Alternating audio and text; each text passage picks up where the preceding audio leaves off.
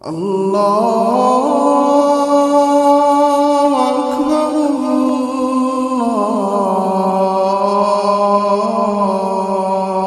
اکبر۔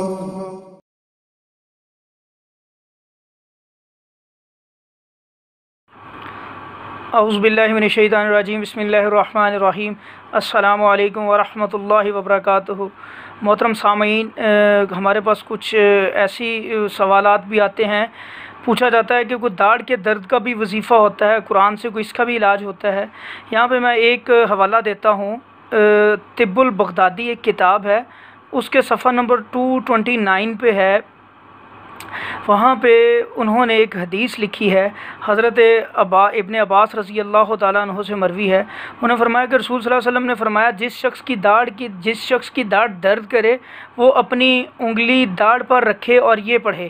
سورہ انعام کی آیت ہے 98۔ وَهُوَ الَّذِي أَنشَأَكُم مِّن نَفْسٍ وَاحِدَةٍ فَمُسْتَقَرٌّ وَمُسْتَوْدَعٌ قد فصلنا الآیات لقوم یفقہون۔ اس آیت کو نبی صلی اللہ علیہ وسلم نے فرمایا کہ داڑھ والی درد، جس جگہ پہ درد ہو رہی ہے، جس داڑھ میں یا دانت میں، وہاں پہ ہاتھ رکھ کے، انگلی رکھ کے وہ اس کو پڑھے۔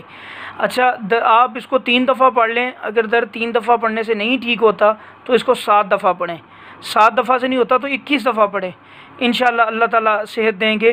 اس کے علاوہ ایک اور بھی آپ اسی طرح ہاتھ رکھ کے ایک اور آیت پڑھ سکتے ہیں۔ سورہ ملک کی آیت نمبر ہے 23، اس کو پڑھ سکتے ہیں۔ لکم بسم اللہ الرحمن الرحیم پڑھ کے، قل هو الذی انشأکم وجعل لکم السمع والابصار والافئدۃ قلیلا ما تشکرون۔